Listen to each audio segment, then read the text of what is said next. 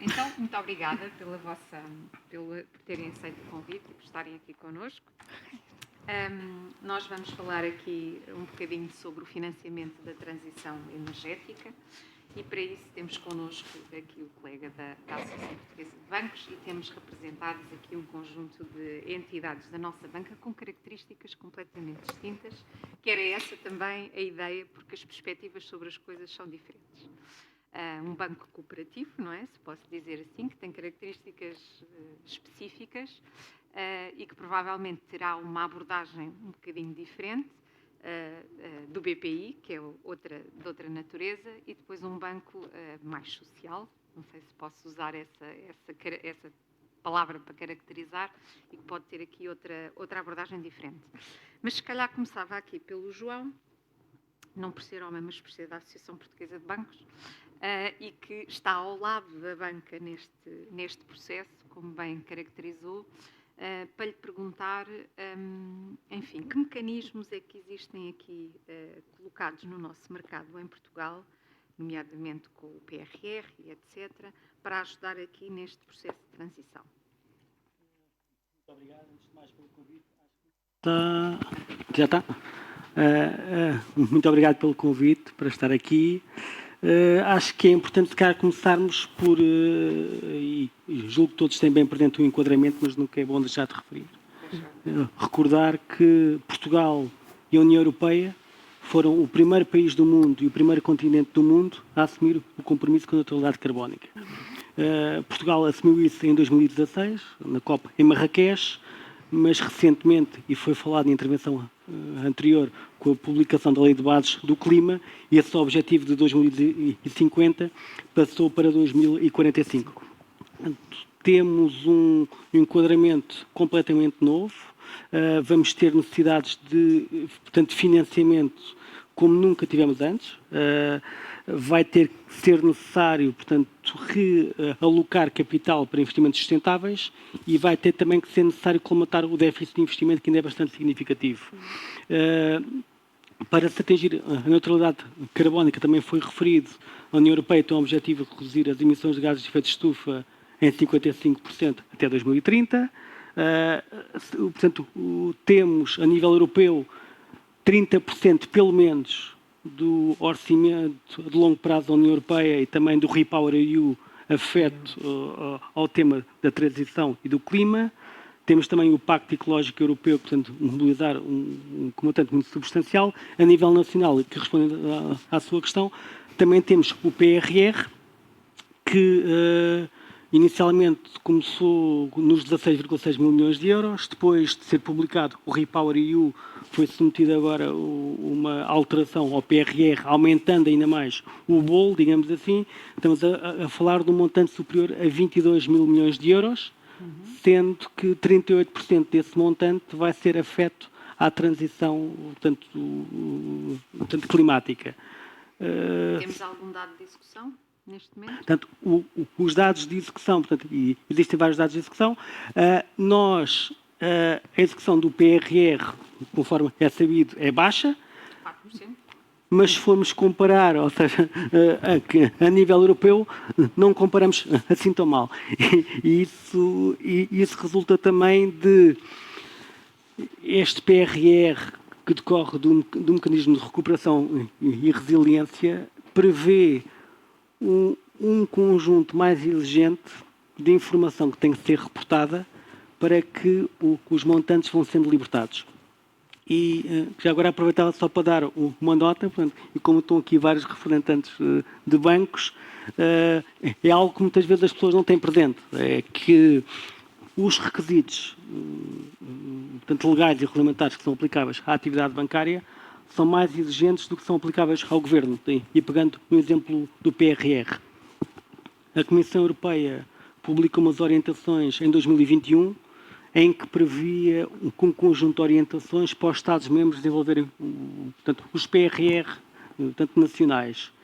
E, apesar de o mecanismo de recuperação portanto, e resiliência fazer referência à taxonomia e dizer que os investimentos que fossem feitos tinham que estar de acordo com a taxonomia, com essas orientações foi feita uma espécie de um waiver em que para os governos nacionais, por exemplo, para o governo português, não é necessário verificar os critérios do non significant harm da taxonomia.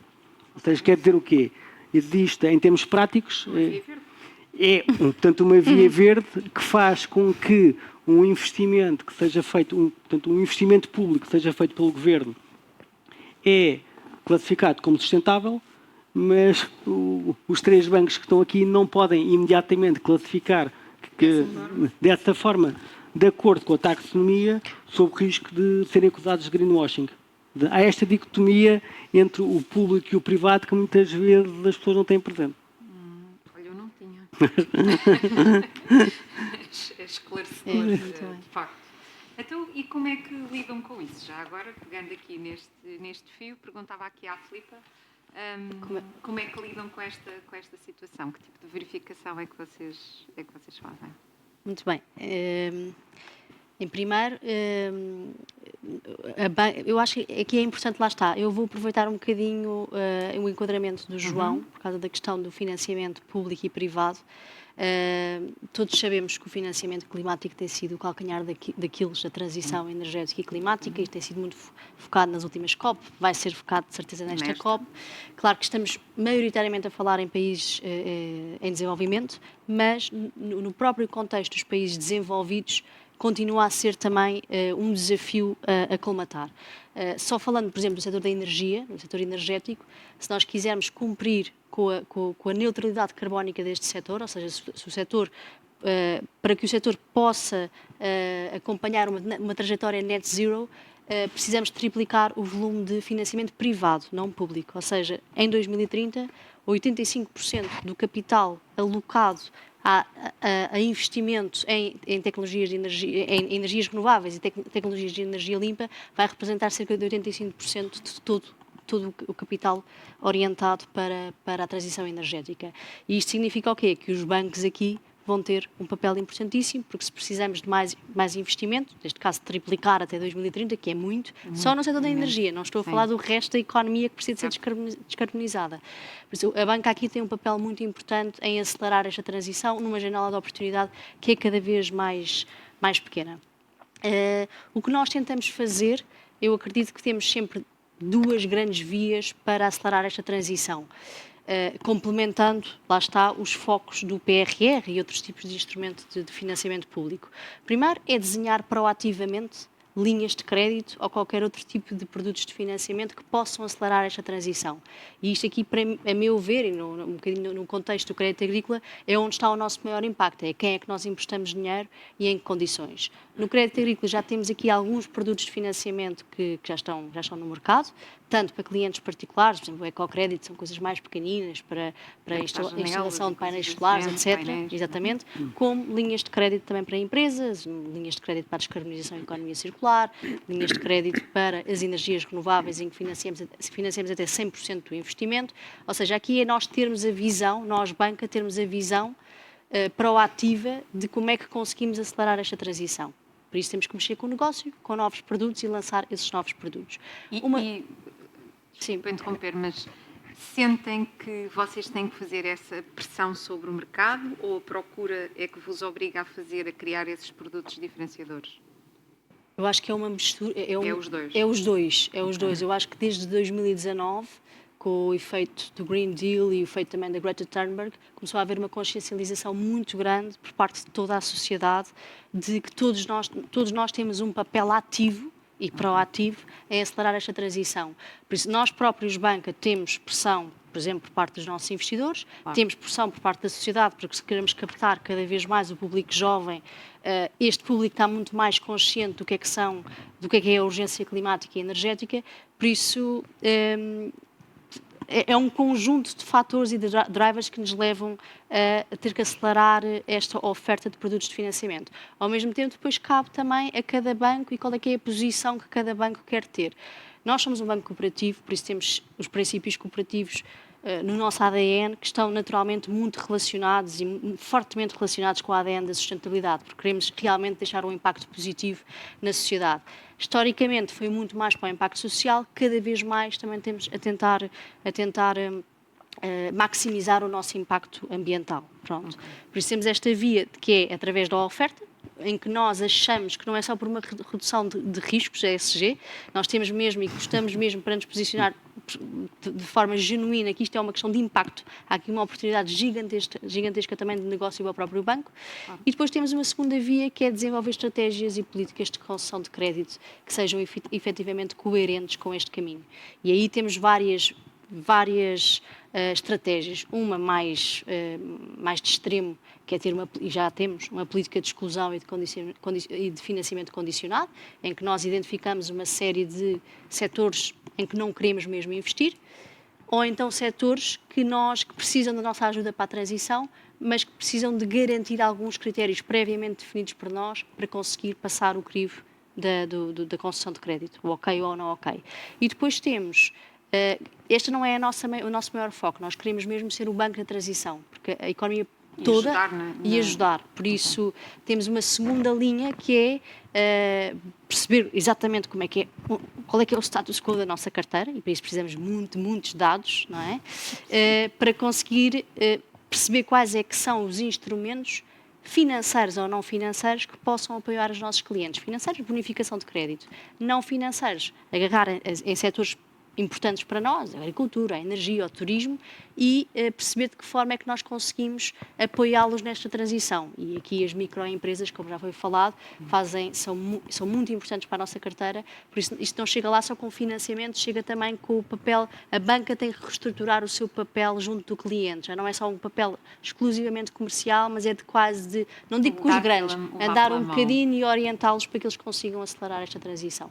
Por isso, eu diria que há duas grandes vias de forma muito resumida, que é ter boas políticas e estratégias de concessão de crédito, que possam efetivamente bonificar aqueles que querem fazer o caminho, e depois ter proativamente, conhecer quais é que são os desafios, as necessidades mais prementes da nossa sociedade, seja a questão da escassez hídrica, a questão dos impactos climáticos extremos, as ondas de calor, e perceber que se o desenho da nossa estratégia em termos de negócio vai conseguir ajudar a colmatar estes desafios, reduzir risco e, ao mesmo tempo, impactar positivamente a sociedade e o próprio banco, financeiramente. Banco, financeiramente. Sim, a sustentabilidade neste momento é um business. Claro, é negócio, final, não é só uma questão de propósito, exatamente, é negócio não é uma mesmo. questão só de propósito, sim. Aliás, no painel anterior, na questão do 360 e do que foi falado do turismo de Portugal, a ideia é mesmo essa, e é ajudar as empresas nesse caminho. Seguindo a conversa de precisamos de muitos dados, se calhar passava ali à Cristina para nos falar um bocadinho sobre esse grande desafio de se conseguirem obter os dados para este processo de tomada de decisão e aquilo que estão a fazer nessa matéria, que é partilhar um bocadinho. Antes disso ia dizer outra coisa, que era completar um bocadinho aquilo que a Filipa... antes disso, boa tarde. Eu também disse. A completar um bocadinho o que a Filipa estava a dizer, que a questão de ter linhas ou produtos de crédito, nós não falámos aqui até agora, sempre falámos em produtos do lado do ativo, mas também há uma necessidade de desenvolver produtos do lado do passivo e produtos até fora de balanço. Portanto, não é só, quando nós estamos aqui a falar no financiamento, nas necessidades em Portugal, se calhar um bocadinho menos, porque o ativo é muito financiado através de depósitos, mas, de qualquer maneira, justifica-se haver, até por uma questão de sensibilização, o próprio desenvolvimento de instrumentos, quer de passivo, quer fora de balanço, para estimular que a própria poupança já esteja orientada e norteada para este tipo de preocupações. Portanto, não esquecer, e o BPI nesse aspecto tem feito, aliás, Porquê que eu comecei por dizer que não basta ter as linhas? É, sobretudo, também importante definir o quão relevante esta área de negócio é para o banco. É uma oportunidade, sim, mas o que o banco identificou foi na medida em que são áreas de negócio novas, com muitas vezes conhecimento e até gíria muito própria e com um aspecto tecnológico e científico com essa componente bastante elevada, tende a, por exemplo, nós identificamos no banco que a dissuadir algumas vezes o gestor de conta em promover este tipo de linhas. Porque as linhas são mais exigentes naquilo que que é o compromisso das instituições ou das empresas que as vão utilizar. Portanto, não são umas linhas que têm níveis de necessidade, de compromisso e de evidência desse compromisso muito mais fortes e muito mais detalhadas do que linhas tradicionais. Quer as linhas que são desenvolvidas pelos bancos voluntariamente, quer aquelas que são ligadas a fundos públicos, quer as linhas BEI, quer as linhas agora do Banco de Fomento. Portanto, todas elas têm um nível de complexidade mais elevada e, portanto, voluntariamente, a nossa percepção foi que os gestores de conta não as poriam no catálogo que apresentariam aos seus clientes de uma forma imediata, porque havia esta assimetria de informação de ambos os lados, na realidade, e, portanto, o que é que se foi feito? Foi definido no plano estratégico a sustentabilidade como um dos pilares estratégicos e depois daí derivou o estabelecimento de um plano diretor com metas de negócio extremamente bem definidas. No caso do BPI, a nível quer de ativo, quer de passivo, foi definido que ao longo dos 3 anos de vigência do plano diretor haveria uma necessidade de acréscimo de linhas de negócio sustentável que corresponderiam a cerca de 2 mil milhões de euros, que depois eram declinados em retalho, em empresas. O que é que nós vemos? O que nós vemos é que há uma grande dicotomia a nível de adesão. O que nós vemos, por exemplo, a nível de retalho, tudo o que é linhas de crédito à habitação com certificação A ou B, o nível de adesão é muito elevado. Em nível, por exemplo, de mobilidade, por exemplo, de painéis solares, ou de painéis solares, há alguma adesão, painéis solares bastante, mas, por exemplo, a nível de mobilidade elétrica já não há. O nível de adesão é bastante baixo. É muito baixo. Estamos a falar em linhas que têm menos de 1 milhão. Conseguimos levantar menos de 1 milhão. Portanto, é só para ver, o nível de adesão é bastante limitado. Depois temos a parte das empresas. E na parte das empresas, o que nós temos, eu falei em 2 mil milhões a cumprir como objetivo em 3 anos. O que está a acontecer é que nós já cumprimos, neste momento, temos cumprido 1,4. A diferença entre retalho e empresa é cerca de 45% de retalho, portanto, particulares, 55% de empresas. Mas aqui as diferenças são muito significativas. É praticamente, por exemplo, este ano já se cumpriram 625, vamos nos 700 milhões obtidos este ano, a nível de financiamento, portanto, operações já realizadas. O que se verificam é que 400 milhões são grandes empresas. Eu, por acaso, esqueci-me de dizer que estes 600 milhões portanto, representam uma parte muito significativa, são já retalho e empresas. Nas empresas são cerca de 350 milhões e aí temos a falar em 90%, aliás, um bocadinho mais de 90%, que são grandes empresas. E, portanto, há um trabalho muito grande para fazer. E porquê? Porque as grandes empresas, ou porque uma questão de cadeia de valor, ou porque muitas delas já têm obrigações de reporte, ou porque elas próprias também já são mais facilmente elegíveis a linhas de apoio, a disseminação deste conhecimento é muito mais elevada. E, portanto, há aqui uma barreira, há aqui muito trabalho para fazer. Há aqui barreiras importantes.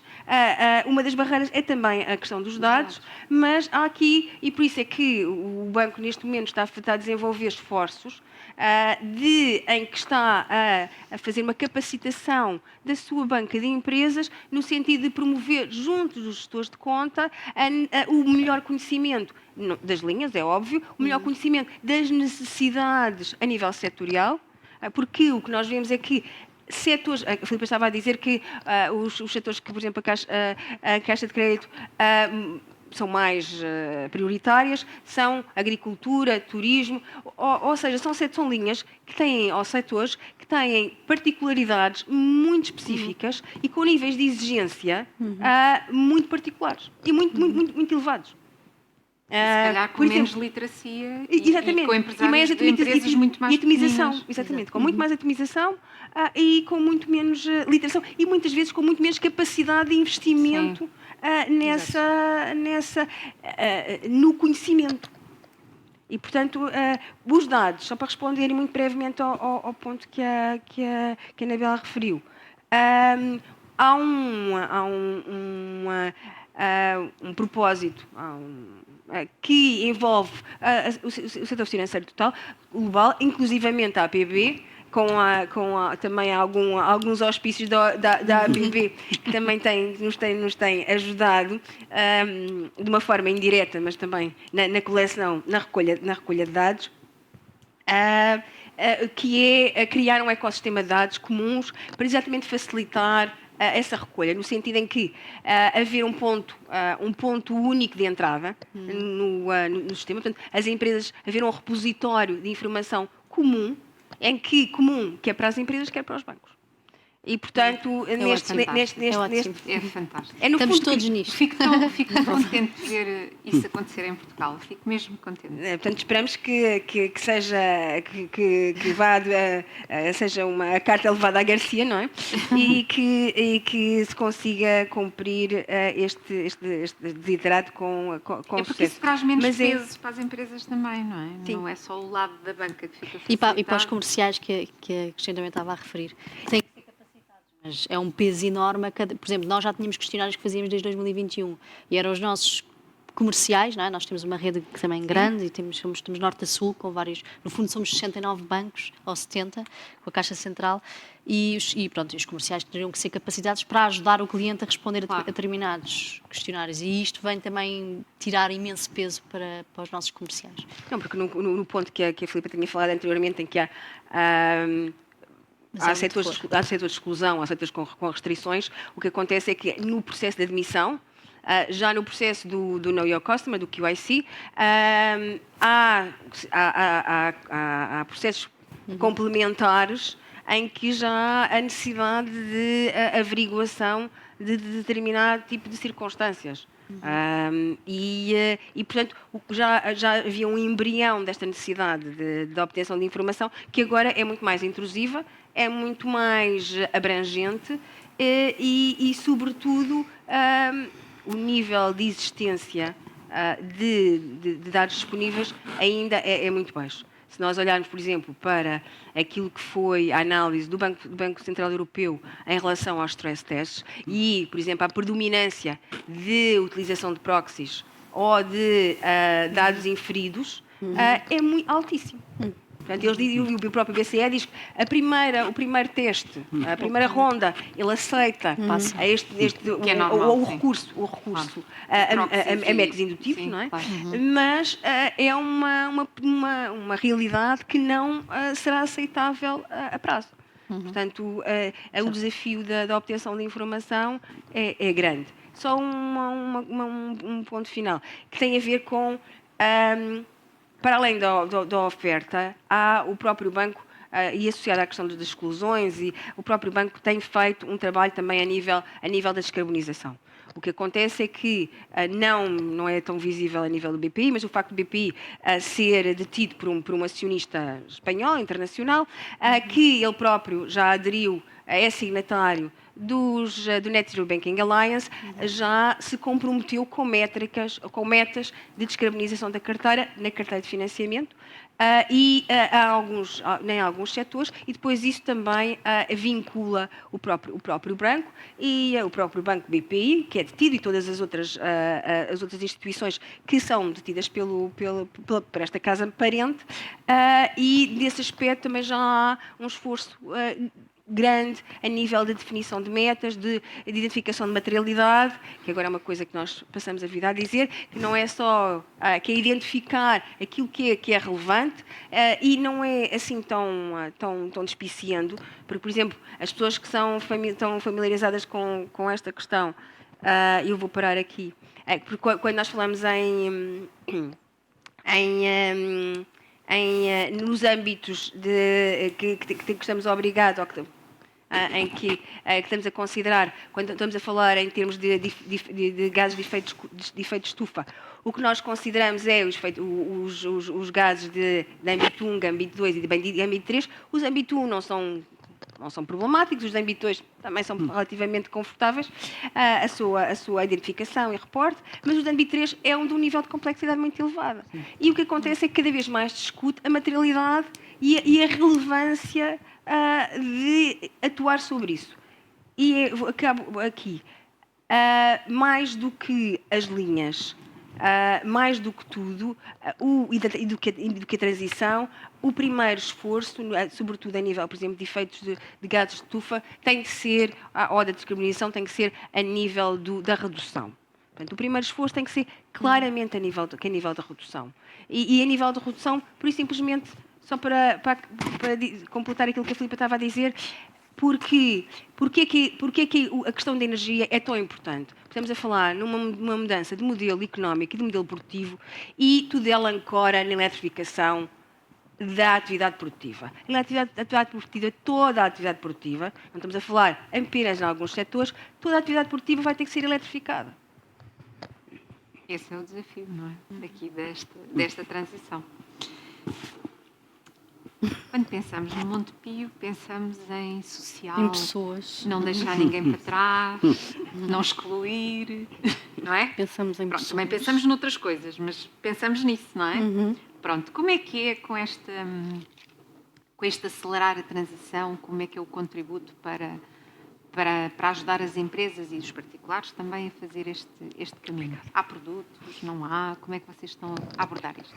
Obrigada e obrigada por me permitirem estar aqui também hoje em nome do Banco Montepio e estar privilegiadamente a acompanhar estes meus colegas de caminho. Boa tarde a todos.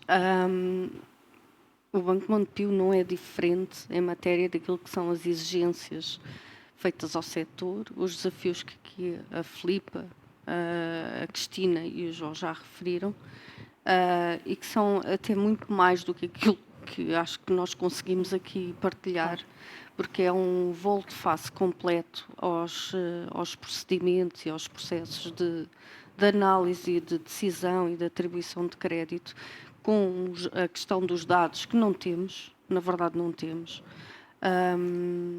Há pouco no painel anterior, a Elizabeth estava a referir que as empresas têm a necessidade, é importante sensibilizar para a questão dos relatórios, mas a verdade é que nós temos um vazio imenso naquilo que são os reportes por parte das empresas. Nem as grandes, muitas vezes, quanto mais as pequenas.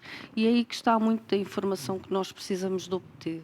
Em termos de oferta, há muitas linhas, há o BEI, há a própria oferta da banca, que já há muitos anos tem vindo a orientar-se para estas matérias, para a economia circular, para a descarbonização, para a mobilidade, para as energias renováveis, sim, tudo isso existe. Existem também os instrumentos financeiros complementares, como as obrigações verdes, fundos de impacto, etc. Não somos diferentes, nem no caminho que estamos a fazer também. Estamos a investir muito neste momento na capacitação das empresas. Já aqui foi falado, as PMEs, estamos os 3 bancos num projeto, numa iniciativa da nova SBE, que visa precisamente capacitar as PMEs ao nível da gestão. Acho que há uma oportunidade de fazer evoluir a mentalidade da gestão. É mesmo assim. Há muitos anos que para além da transição energética, que querem mudar a mentalidade do país. Que essa oportunidade de mexer na mentalidade, de fazer evoluir, de investir na mentalidade da gestão empresarial do país foi detectada há muitos anos. Quando veio cá um célebre economista, guru, que fez um famoso relatório sobre o país. Até hoje, esse investimento não surtiu pelo menos muito efeito, porque as empresas continuam a leste da agenda da sustentabilidade. Num ODS é difícil perceber o que é, uma transição energética é difícil perceber o que é, principalmente porque assumem que tem custos. E tem, na verdade tem. E a questão é como é que uma PME que está esmagada em termos de tesouraria, em termos daquilo que é o pagamento de salários, cá estão as pessoas, em termos daquilo que é o retorno imediato para pagar matéria-prima ou aos seus fornecedores, à sua própria cadeia, como é que pensem em dedicar milhares de euros ou contrair um empréstimo, depois vai ao crivo, desculpem a expressão, do ESG e de uma série de indicadores que, obviamente, a banca tem que cumprir. Como é que vai abrir esta possibilidade? E que impactos é que isto tem em parar a produção, etc. Há aqui uma inércia que não ajuda o mercado e nesta transição. E há um custo que também não ajuda. Na verdade, a fiscalidade verde ainda estou à espera de ver, mas isto sou eu aqui a provocar, porque quando nós falamos do fundamental, quem é que tem 4.000 euros, estamos a falar assim por base, de particulares, não estou a falar de empresas, para pagar a pronto painéis solares na sua casa, sim, ou num condomínio distribuído, etc. Se quiser ir a pedir empréstimo ao banco, tem que cumprir o seu perfil de risco. Pode não ter.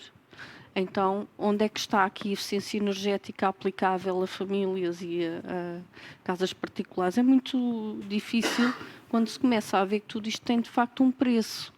E conhecimento para fazer a candidatura, para compilar os dados. Não, mas já nem falo na parte das empresas, que isso é um drama, não é? Não, mas mesmo para os particulares, parte burocrática. Sim, também. E depois, mas se não pagar a pronto, não é elegível para o fundamental. Então, na verdade, não é, porque a maior parte das pessoas não tem capacidade. Portanto, temos um país com pobreza energética instalada. Não é só a nível das pessoas, mas das empresas. E quando ouvimos estas metas de descarbonização, de transição energética, e quando há pouco a Filipa também referia num montante triplicado de investimento que vai ser necessário, quer dizer, o dinheiro nós conseguimos, se calhar, com esforço, tê-lo, até por via do apoio europeu. Agora, a mentalidade e a necessidade, alocarem esta prioridade à gestão, não sei se existirá. É um desafio e a banca, a Cristina falou há pouco deste ecossistema de dados que está a ser construído, a banca está a fazer esse trabalho, é verdade. E está preocupada porque estamos a falar de PMEs e elas são a nossa cadeia de valor e a nossa cadeia de fornecimento. E nós vamos ter que reportar. E o quadro regulatório da Europa é uma dor de alma. Para não até chegar ao corpo, é uma dor de alma. Porque é uma dor terrível, de facto. É um exercício quase masoquista entender a regulação toda que está aplicável ao setor financeiro. E para cumprir isto, nós sabemos que não vamos lá sozinhos. Temos que trabalhar nas bases. Temos de trabalhar com as PMEs, mais de 95% do nosso tecido empresarial, muitas empresas de raiz familiar, temos de trabalhar até com as entidades da economia social, fazendo jus àquilo que é o nosso impacto social. Essas empresas, entidades, não empresas, instituições de solidariedade social e sem fins lucrativos, também têm que fazer este caminho. Sim, sim. Também têm que fazer. Agora, esses ainda estão um pouquinho mais atrás naquilo que é a percepção. Os aceleradores, ou seja, onde é que estão, e se calhar aqui o João também pode dar uma ajuda, onde é que se pode mexer para isto acontecer? Porque assim, a banca está preparada do ponto de vista dos produtos e das linhas, o dinheiro existe. Não é? Temos uma via verde para o país. E então? Eu acho que há várias coisas que podem ser feitas para acelerar. Uma por exemplo, já foi falada aqui num painel anterior, a criação de labels. O que é que nós temos? Nós temos uma taxonomia que define a atividade económica, o que é sustentável e o que não é sustentável. Temos a questão que uma empresa pode desenvolver várias atividades económicas, umas serem sustentáveis ou não. Podemos ter um projeto de uma empresa que não é sustentável de todo, pode ser uma empresa do setor do carvão, mas ter com um projeto específico, e aquele projeto específico é considerado um projeto, portanto, sustentável. a Associação Portuguesa de Bancos, já em 2019, no âmbito do Grupo de Reflexão para o Financiamento Sustentável, propusemos a criação em Portugal de um label para PMEs, basicamente rever os critérios PME Líder, PME Excelência, e ver se era necessário adaptar aqueles critérios ou criar um novo label, PME Sustentável ou PME Verde. O turismo de Portugal, nós temos aqui a Elizabeth a falar disso há pouco, tanto quanto eu tenho conhecimento, foi a primeira entidade a avançar com esse label específico para as empresas do setor do turismo. É um caminho ainda que está a ser construído, em progresso. Há a questão depois da validação de informação, para já parte por um self-assessment, mas... Vamos por partes, não é? Isto é um elefante, vamos Sim, pela primeira fatia. vamos pela primeira fatia, mas que permite também... ao setor financeiro, bancos e não só, diferenciar dentro do universo de empresas que têm em consideração fatores de ESG das que não têm. Das que não têm. Acho que há uma questão que já foi aqui, portanto, falada pela Cristina, que é muito importante, que é a questão da complexidade. Só para vos dar um exemplo, o KfW, que é o Banco de Fomento alemão, recentemente decidiu que não iria participar numa série de distribuição de programas comunitários, nomeadamente no InvestEU, devido à complexidade. Eles tinham produtos que tinham 20 páginas de documentação, que agora passam para 60 páginas de documentação. Disseram, nós não vamos apresentar isto às empresas. E estamos a falar de um banco que tem 8 mil funcionários, mais 555 mil milhões de balanço, e eles dizem, isto é muito complexo para nós, vamos levantar dinheiro no mercado de capitais, não vamos cumprir com estes critérios da União Europeia. Portanto, isto para dizer o quê? Aqui estão 3 bancos que são excelentes exemplos de bancos que integraram os fatores ESG na estratégia global das instituições, têm ofertas diferenciadas, conforme falou a Filipa, direcionadas para alguns segmentos, seja a questão da agricultura, seja do turismo, seja a questão de toda a capacitação de colaboradores, mas o que se verifica é que, de facto, quanto mais for feito a montante, ou seja, quanto mais for feito por entidades públicas, a nível de capacitação de empresas, a nível de disponibilização de dados, a nível de assegurar que existem linhas que são estruturadas e que é mais fácil a forma como as linhas são feitas para os bancos e para as empresas validarem um conjunto de critérios, torna mais fácil, de facto, que esse financiamento todo seja feito. Há pouco estavam a falar, por exemplo, da questão do fundo ambiental. Imagine, termos uma solução que é feita uma validação dos critérios e a comparticipação é feita logo, por exemplo, logo no momento em que é feita a compra, em vez de ser alguém que está a fazer a compra e a pedir mais tarde o reembolso, a ver se o fundo não foi entretanto escutado, a ver se entretanto cumpre todos os critérios, torna tudo mais complicado. Sim. Retomando a componente da capacitação, nós estamos o Banco Montepio está a fazer agora um exercício circunscrito a um grupo de PMEs, um pouco, não é à semelhança do que está a fazer o Turismo de Portugal. Ainda estamos a iniciar este trabalho, é com a APE, é uma plataforma de autoavaliação para as PMEs, que emite um selo, é verdade, emite um selo face àquilo que a empresa responde num questionário que está desenvolvido à luz da descontinuidade do antigo questionário das Nações Unidas, do Global Compact, portanto, aborda a componente dos princípios do Global Compact, dos ODS, e acaba por fazer aqui uma literacia na vertente da sustentabilidade mais lata, cobrindo todos estes aspectos que são, depois cruzam-se com os ESG. O objetivo aqui é que a empresa passe por ali, descontraídamente, que aquilo tem muitas perguntas, e consiga perceber o que é a sustentabilidade de uma forma prática, o que é que aquilo significa.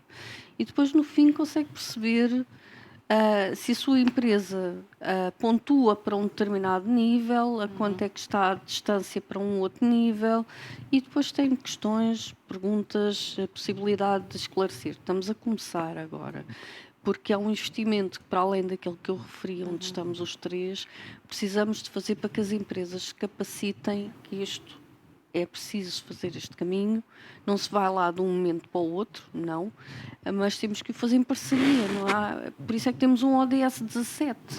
Nós temos um ODS 17, porque tudo o resto não faz sentido se este não funcionar.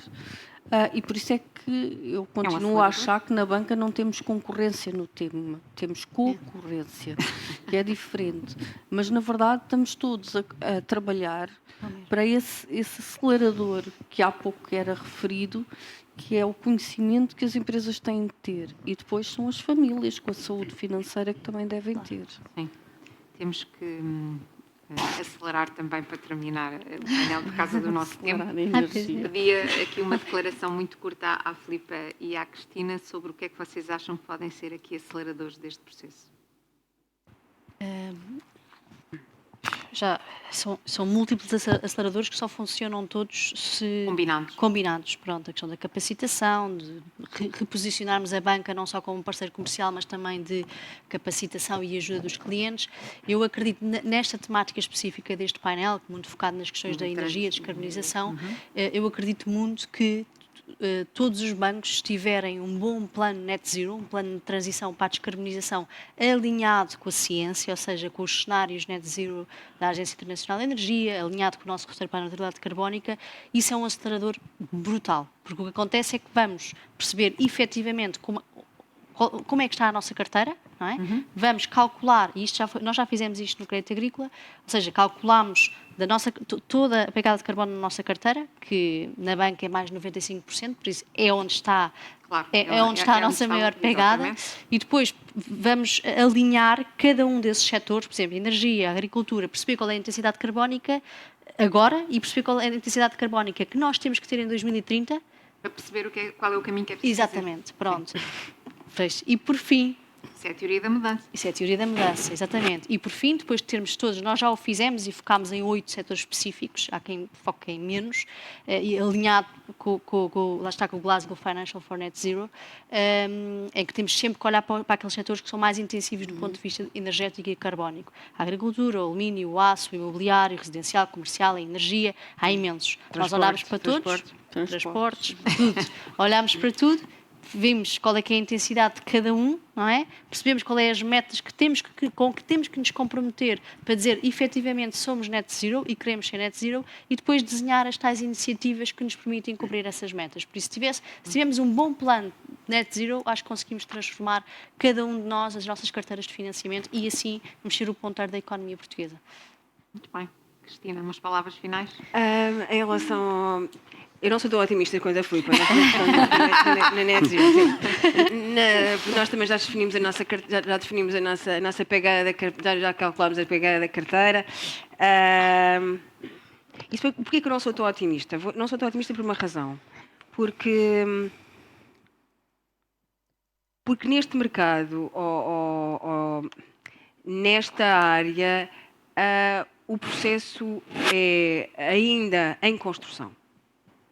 E aquilo que nós hoje podemos estar aqui a discutir, que são estes objetivos, são mutáveis. E o nível de mudança tem sido muito grande. Aquilo que nós pensávamos, e mesmo a nível, por exemplo, dos compromissos que estão a ser firmados. Mesmo a própria Comissão Europeia tem dado 2 passos à frente e 1 passo atrás. E, portanto, é verdade. E nós também dependemos muito. Toda esta evolução que estamos a falar depende também muito da evolução do conhecimento científico. E depende muito... estamos a falar vamos descarbonizar. Por exemplo, o banco definiu meta de descarbonização, por exemplo, para o setor automóvel. E depois começa-se a pensar, mas aqui, quando se olha para os transportes, pensa-se em automóvel, no transporte marítimo, no transporte aéreo, e depois assim, mas há alguns, ou quando fomos olhar, por exemplo, para a nossa pegada âmbito 3, e dissemos assim, aqui, agora não lembro se é o 7, se é o 6, que é os nossos trabalhadores... 7. É o 7, então pronto, 7 a 6, não 6 resíduos. Exatamente, pronto, obrigada, Filipa. Pensamos assim, mas eu posso condicionar as escolhas do transporte dos meus colaboradores? Eu posso definir onde é que eu vou pôr as minhas instalações?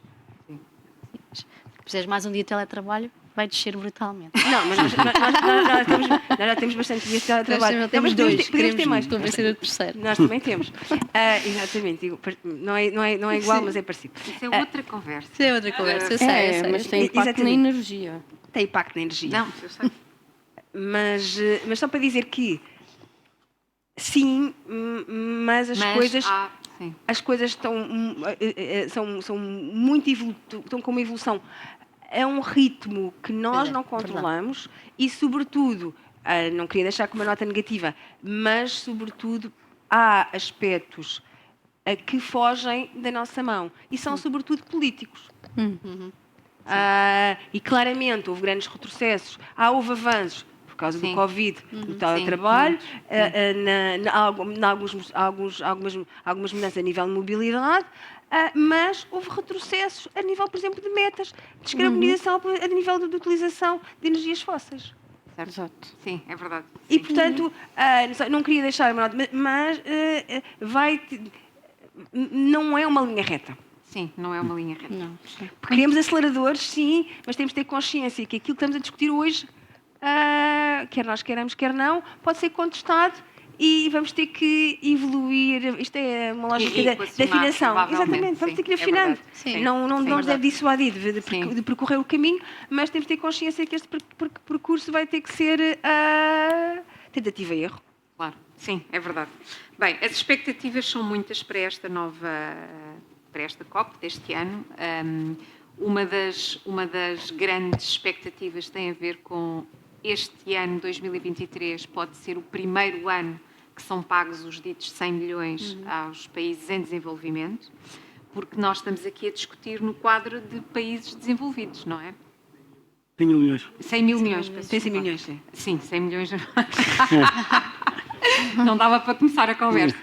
Mas pronto, espera-se que este seja o primeiro ano que isso acontece, porque para além de não ser em linha reta, ainda temos países a várias velocidades e regiões do mundo a várias velocidades. Portanto, vamos ver o que é que acontece. Muito obrigada pela vossa participação. Obrigada. Muito obrigada.